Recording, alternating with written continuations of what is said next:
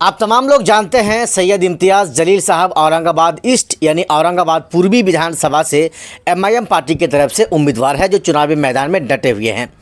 MIM party के सैयद इम्तियाज़ जलील साहब को हराने के लिए सबसे पहले तो 28 मुसलमान उम्मीदवारों का नॉमिनेशन भरा गया, नॉमिनेशन पत्र दाखिल कराया गया और उसके बाद उससे भी एमवीए और बीजेपी गठबंधन वालों का जी नहीं भरा तो ताबड़तोड़ सभाएं कर रहे हैं और लोगों को लुभाने की कोशिश कर रहे हैं, लोगों के दरमियान पैसे बांट रहे हैं और ख़ास करके सैयद इम्तियाज़ जलील साहब को चुनाव करने की बात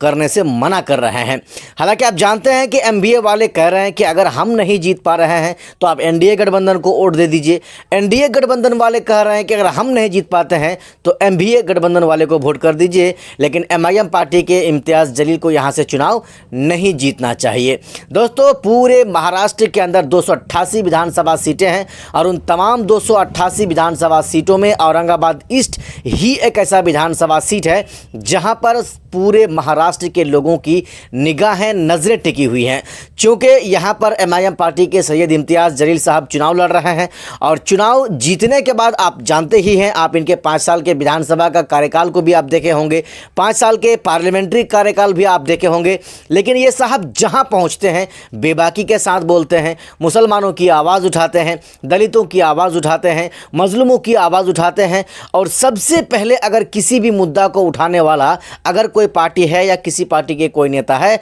तो वो एमआईएम पार्टी है और एमआईएम पार्टी के नेता हैं। हम आपको बताएं दोस्तों, हर गली, हर मोहल्ले में, हर कॉलोनी में सैयद इम्तियाज़ जलील साहब पहुंचते हैं और जैसे ही वो पहुंचते हैं लोगों को खबर मिलती है कि सैयद इम्तियाज़ जलील साहब आने वाले हैं, उनका प्रोग्राम होने वाला है, उनका पब्लिक मीटिंग होने वाली है। महिलाएं भी, मर्द तो दूर की बात, महिलाएं भी अपने घरों से निकल कर चले जाती हैं और ओवैसी के इस जाबाज लीडर की बातों को सुनते हैं। आज हम आपको बताते हैं कि आज की रात करीम कॉलोनी में कॉर्नर मीटिंग्स को जो है संबोधित करते हुए ऑल इंडिया मजलिस इत्तेहादुल मुस्लिमीन पार्टी के प्रत्याशी इम्तियाज़ जलील साहब, हम आपको दोस्तों क्या बताएं, जब ये यहाँ पर पहुँचे इम्तियाज़ जलील साहब करीम कॉलोनी में, तो यहाँ पहुँचने के बाद वहाँ पर इतने लोगों की भीड़ लग गई कि आप इस चीज़ का अंदाज़ा आप नहीं लगा सकते हैं। हालांकि इतने लोगों की भीड़ जब एमआईएम पार्टी के एमआईएम पार्टी के एक उम्मीदवार अदना सा एक विधायक के उम्मीदवार के जाने के बाद इतने लोगों की भीड़ लगती है तो फिर आप सोच सकते हैं कि इस बार वहाँ के मुसलमान क्या चाहते हैं, क्या करना चाहते हैं। एमआईएम पार्टी के पूर्व प्रत्याशी यानी लोकसभा प्रत्याशी इम्तियाज़ जलील साहब चिश्तिया कॉलोनी में भी कल उनका ज़बरदस्त प्रोग्राम हुआ, एक मीटिंग हुई। उस प्रोग्राम में भी मर्द तो मर्द, महिलाएं भी बढ़ चढ़ कर हिस्सा ली और ओवैसी के उम्मीदवार इम्तियाज़ जलील साहब को वोट करने की या वोट देने की कसम खाई। आइए हम आपको सुनाते हैं ये जो है चिश्तिया कॉलोनी और चिश्तिया कॉलोनी के साथ साथ जहां तक सवाल है करीम कॉलोनी का, तो वहां पर किस तरह से लोगों ने उनको समर्थन दिया, किस तरह से लोग उनकी बातों को सुन रहे थे, अमल कर रहे थे, वोट देंगे इस बात की कसम खा रहे थे। आइए हम आपको सुनाते हैं पूर्व सांसद और पूर्व विधायक और वर्तमान में विधायक प्रत्याशी सैयद इम्तियाज़ जलील साहब के इस भाषण को। महाराष्ट्र के अंदर 288 सीटें हैं, लेकिन उसमें सबसे ज्यादा साजिश अगर किसी एक सीट के ऊपर की जा रही है जहां एक ऐसी षड्यंत्र रचा जा रहा है, जहां ऐसा एक राजनीति का घटिया खेल खेला जा रहा है, वो सीट है औरंगाबाद ईस्ट की, जहां पर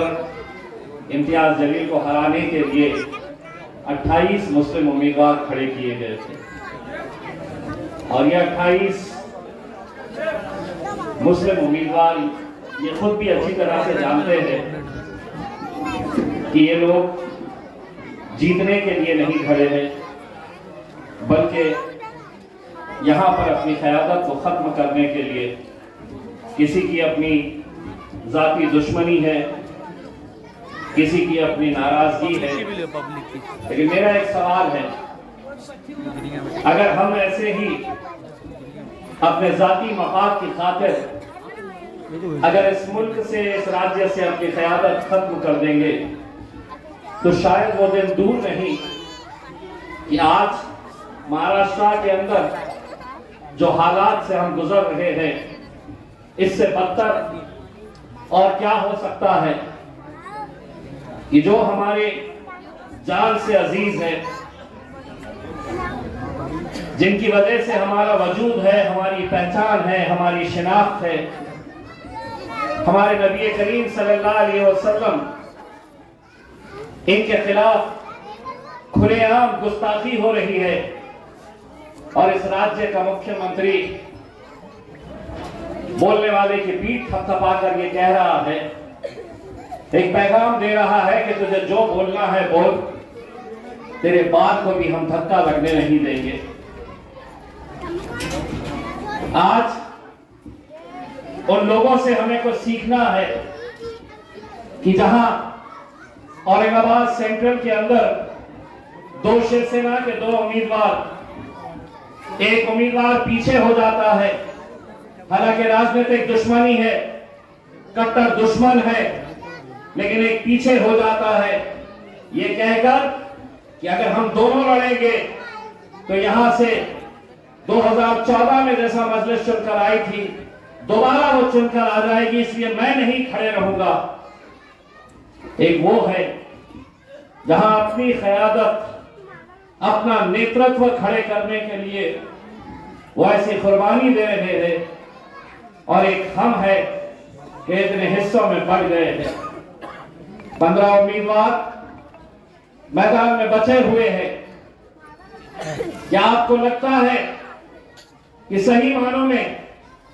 ये जितने उम्मीदवार हैं ये इलेक्शन लड़ने के लिए खड़े हैं? एक एक के बारे में पता करिए। रिक्शा चलाने वाला सब्जी बेच रहा है, पानी की टांकी के ऊपर कोई ड्राइवर का काम कर रहा है, लेकिन एमएलए का फॉर्म भरा हुआ है। ऐसा नहीं है कि एमएलए का फॉर्म कोई भी भर सकता है। 2 रुपए का फॉर्म लेकर आओ, भरो और लेकर जाकर दे दो कि मुझे एमएलए बनना है। एमएलए का फॉर्म भरने के लिए एक वकील लगता है,